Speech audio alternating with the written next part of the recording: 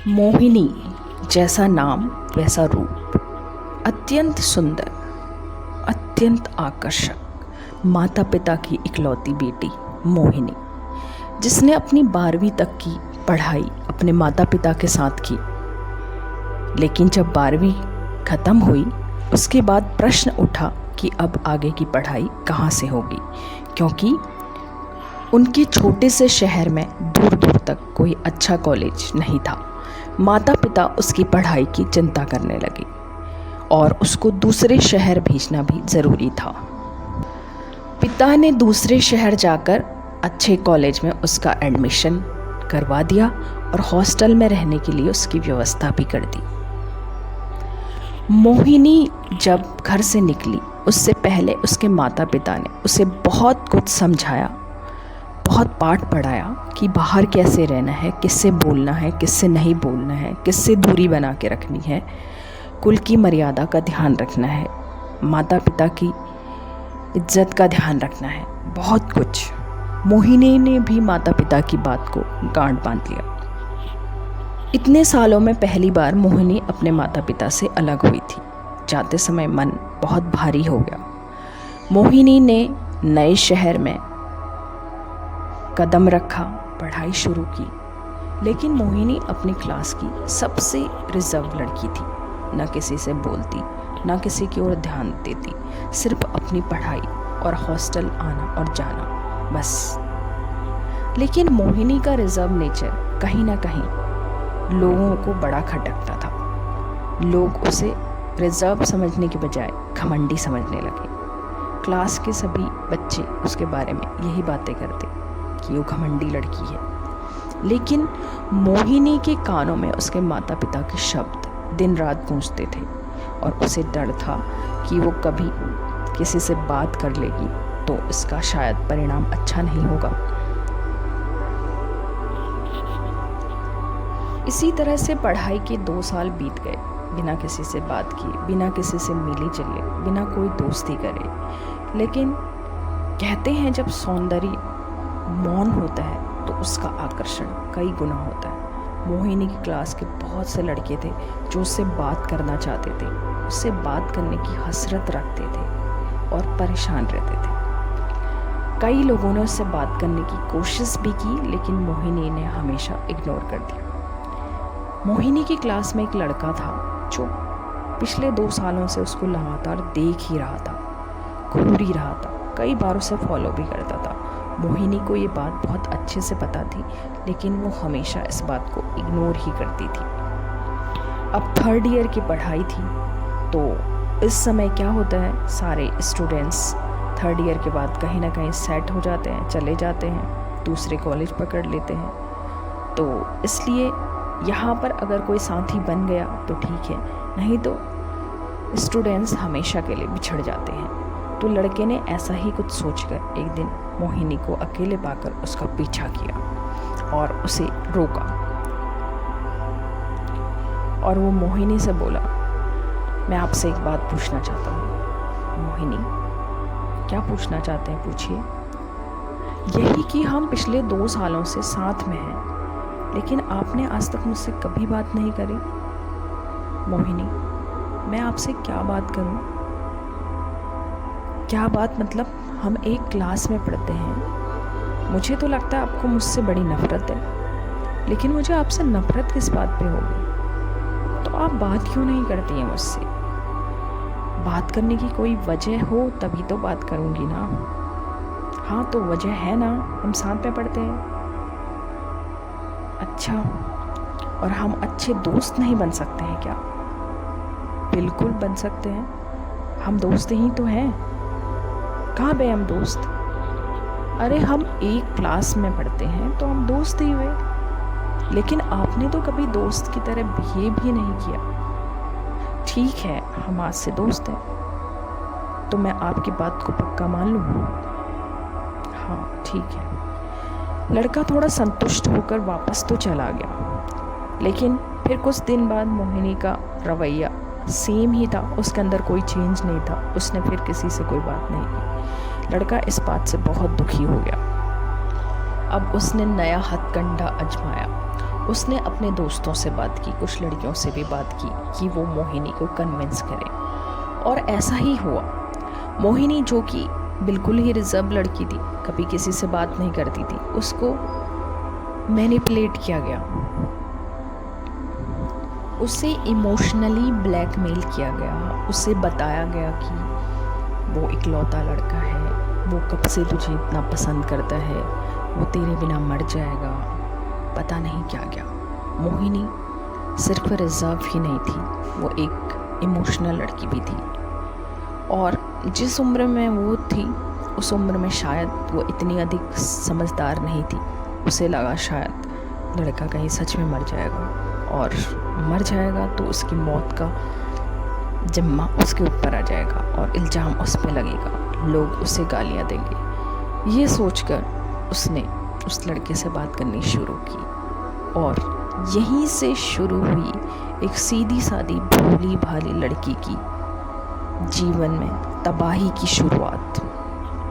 शुरू के 1 साल सब कुछ ठीक ही रहा। मोहिनी को लड़के का सरनेम भी समझ नहीं आता था, क्योंकि सरनेम कुछ इस तरह का था। मोहिनी ब्राह्मण फैमिली से बिलोंग करती थी और लड़का उनकी कास्ट का नहीं था, बल्कि उस कास्ट में कभी शादी हो भी नहीं सकती, और उसके सरनेम से उसे कभी ये बात नहीं पता चली। लेकिन जब उसे पता चला कि हम बिल्कुल ही अलग कास्ट के हैं और वहाँ पे कास्ट सिस्टम भी बहुत ज़्यादा था, तो मोहिनी ने लड़के से बोला कि तुमने मुझे अपनी कास्ट के बारे में कुछ बताया नहीं। तो लड़के ने कहा, ऐसे भी कोई बुरी कास्ट नहीं है मेरी, और आजकल तो ऐसा कोई कुछ मानता ही नहीं है। मोहिनी भले ही कास्ट को नहीं मानती थी, लेकिन उसके माता पिता, उसका ख़ानदान सभी अपने कास्ट में ही शादी करना चाहते थे, अपने कास्ट के लोगों को ही चाहते थे कि उनके जीवन का हिस्सा बने। अदर कास्ट वो सोच भी नहीं सकते थे। खैर, जो भी हुआ था, लेकिन आगे जाके लड़के की पढ़ाई ख़त्म हो गई, उसने कॉलेज छोड़ दिया और मोहिनी की पढ़ाई कंटिन्यू ही रही। अब लड़का धीरे धीरे मोहिनी को लेके इनसिक्योर हो गया, क्योंकि उसकी क्लास में दूसरे लड़के थे और वो उसकी क्लास में नहीं था।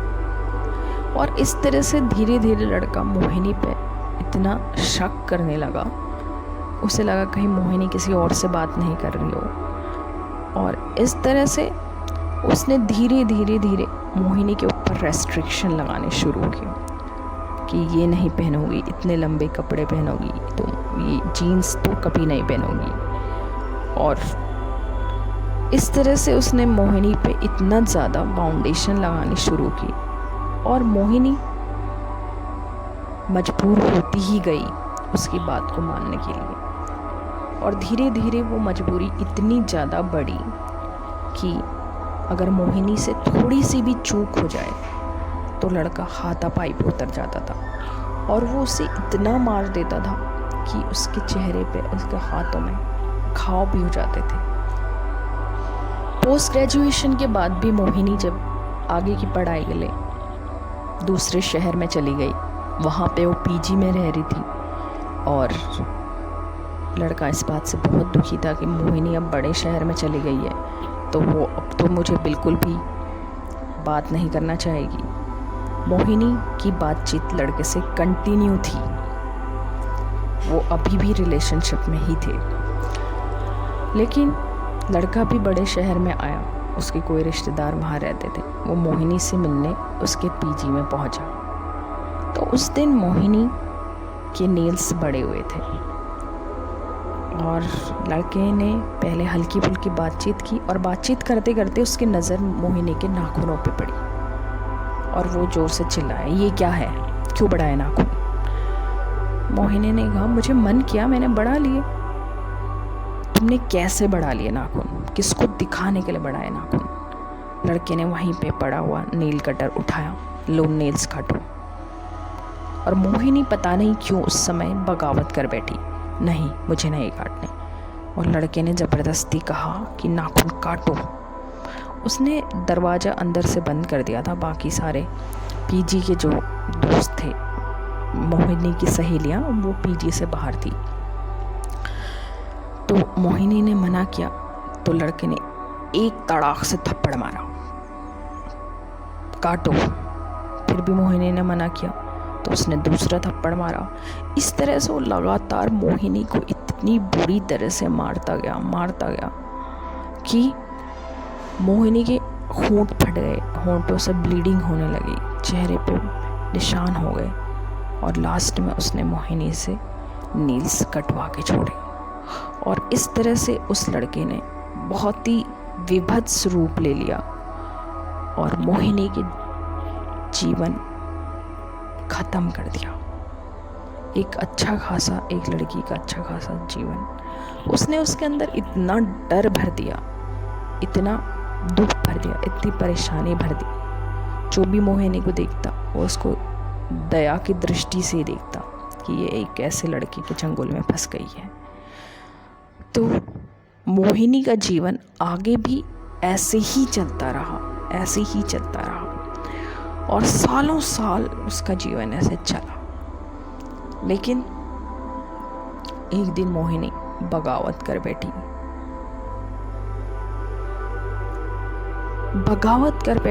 उनका रिश्ता तो खत्म हुआ ही, लेकिन साथ में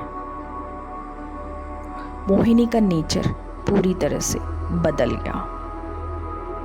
दोस्तों, ऐसा बहुत लड़कियों के जीवन में हो सकता है जो एक गलत व्यक्ति के चंगुल में बहुत कम उम्र में फंस जाती हैं। और क्योंकि उस उम्र में अकल नहीं होती या ऐसी समझ नहीं होती, लड़कियां डरती हैं तो वो सोचती हैं कि ये पता नहीं क्या कर लेगा।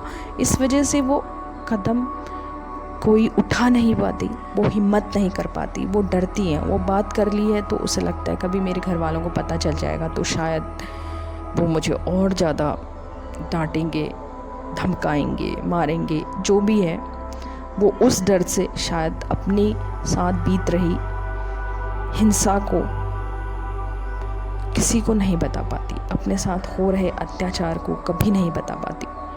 तो इसलिए अपने जीवन में कभी ऐसा होने न दें। अगर होता है तो उसका विरोध करें। अभी सारी फैसिलिटीज़ हैं, आपके कोई अगेंस्ट नहीं होगा, लेकिन ऐसे भयानक लोगों के चंगुल में फंसने से अपने जीवन को बचाइए, क्योंकि जीवन अनमोल है।